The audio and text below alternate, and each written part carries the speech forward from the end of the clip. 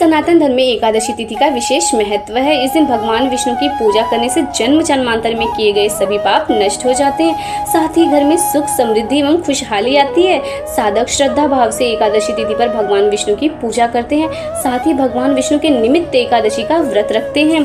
88,000 ब्राह्मणों को भोजन दान कराने का फल केवल इस योगिनी एकादशी के व्रत के पालन से मिलता है। सभी पापों से मुक्त होकर व्यक्ति पुण्यवान बन जाता है। जय स्वामीनारायण दास आप सबको योगिनी एकादशी की हार्दिक शुभकामनाएं। आषाढ़ मास के कृष्ण पक्ष में आने वाली योगिनी एकादशी का महात्म्य ब्रह्म वैवर्त पुराण में भगवान श्री कृष्ण और युधिष्ठिर महाराज के संवाद में वर्णित है। एक बार युधिष्ठिर महाराज ने भगवान श्री कृष्ण को पूछा, हे भगवान, आषाढ़ मास के कृष्ण पक्ष में आने वाली एकादशी का संबोधन क्या है? भगवान श्री कृष्ण ने कहा, हे राजन, इसे योगिनी एकादशी कहते हैं। इसके पालन से व्यक्ति गंभीर पाप कर्म और भव सागर से मुक्ति पाता है। हे नृपश्रेष्ठ, अब मैं एक सुंदर कथा कहता हूँ। अलकापुरी के राजा महाराज कुबेर शिव जी के अनन्य भक्त थे। हेम नाम का यक्ष उनका माली था। उसकी पत्नी विशालाक्षी बहुत सुंदर थी और यज्ञ हेम विशालाक्षी पर बहुत आसक्त था। मानस सरोवर से सुंदर फूल इकट्ठा करके वह फूल हेम कुबेर को देता था। कुबेर उन सुंदर फूलों का उपयोग शिव जी की उपासना हेतु करते थे। एक दिन हेम ने सुंदर फूल इकट्ठा किए, पर वह कुबेर को न देकर ही अपनी पत्नी के प्रेम के कारण घर में रख करके उसके साथ ही रहा। फूलों के अभाव के कारण की गई पूजा संपन्न ना हो सकी। 6 घंटे प्रतीक्षा के बाद कुबेर को अत्यंत क्रोध आया और उन्होंने एक सैनिक को माली के पास भेजा। हेम माली के पास लौटे कुबेर को उस सैनिक ने कहा, हे माली, घर में अपनी पत्नी के संग रह रहा है। ये सुनने के पश्चात कुबेर ने हेम माली को अपने पास लाने का आदेश दिया। अपनी भूल को जानकर हेम ने कुबेर को सामने आते साष्टांग प्रणाम करके हाथ जोड़कर खड़ा रहा। क्रोधित कुबेर ने उसे कहा, हे मूर्ख, आध्यात्मिक धार्मिक तत्वों का खंडन करने वाले महापापी व्यक्ति, अपनी पत्नी के आसक्ति के कारण आज तुमने मेरे प्रिय आराध्य महादेव जी का अपराध किया है। ये केवल तुम्हारे इंद्रिय भोग के कारण हुआ है, इसलिए तुम्हें कोढ़ हो या मैं श्राप देता हूँ जिससे इसके आगे तुम अपनी पत्नी से हमेशा दूर रहोगे। मूर्ख, फौरन इस जगह से निकल जाओ। कुबेर की श्राप से हेम माली का अलकापुरी से पतन होकर इस मृत्यु के लोक में जन्म हुआ। थोड़े काल बाद उसे कोढ़ हुआ। उस दुख से वह परेशान था। भूख प्यास और परेशानी से व्याकुल होकर वह वन में गया और बहुत रात दिन उसने इसी तरह गुजारे। दिन भर उसे सुख नहीं मिलता तो रात को उसे निद्रा नहीं आती। इसी तरह उसने अनेक सर्दी गर्मी के वर्ष निकाले। पिछले जन्म में शिव जी की उपासना में सहायता करने के कारण उसे अपने पिछले जन्म का स्मरण था और अनेक पाप कार्यों में मग्न होते हुए भी उसकी चेतना शुद्ध और सावधान थी। भ्रमण करते करते एक दिन वह मेरु पर्वत पर पहुंचा। वहां पर उसने महान तपस्वी मार्कंडेय जी को देखा, जिसकी आयु 7 कल्प ब्रह्मा के दिन है।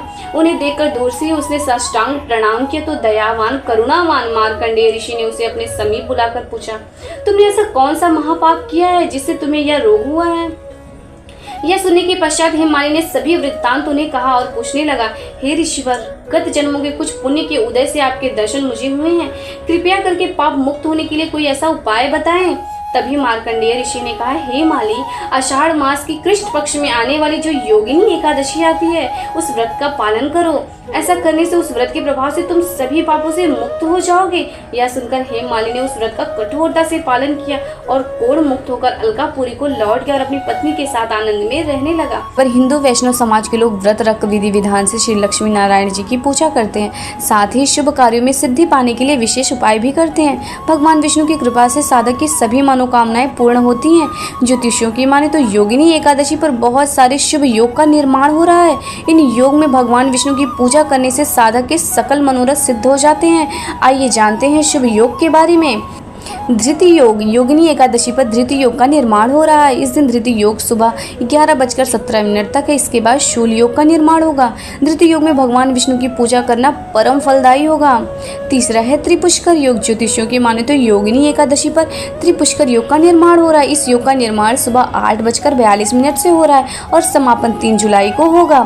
चौथा है सर्वार्थ सिद्धि योग। योगिनी एकादशी तिथि पर सर्वार्थ सिद्धि योग का भी निर्माण हो रहा है। इस योग का निर्माण सुबह 5:27 से हो रहा है और समापन 3 जुलाई को रहेगा। इस योग में भगवान विष्णु की पूजा करने से साधक को मनोवांछित फल की प्राप्ति होती। और आखिरी है शिववास योग। योगिनी एकादशी पर शिववास योग का निर्माण हो रहा है। इस दिन भगवान शिव सुबह 8:42 तक कैलाश पर विराजमान रहेंगे। इसके बाद नंदी पर सवार रहेंगे। भगवान शिव के कैलाश और नंदी पर विराजमान रहने के दौरान अभिषेक करने से साधक को सभी कार्यों में सिद्धि प्राप्त होती है। एकादशी पूजा विधि। सुबह जल्दी उठकर स्नान आदि से निवृत्त हो जाएं। घर के मंदिर में दीप प्रज्वलित करें। भगवान श्री हरि का गंगा जल से अभिषेक करें। भगवान श्री हरि को पुष्प और तुलसी दल अर्पित करें। इस दिन व्रत रहें। फलाहारी ले सकते हैं। भगवान को भोग लगाएं। भगवान की आरती करें। इस बात का विशेष ध्यान रखें कि भगवान को सिर्फ सात्विक चीज़ों का भोग लगाया जाता है।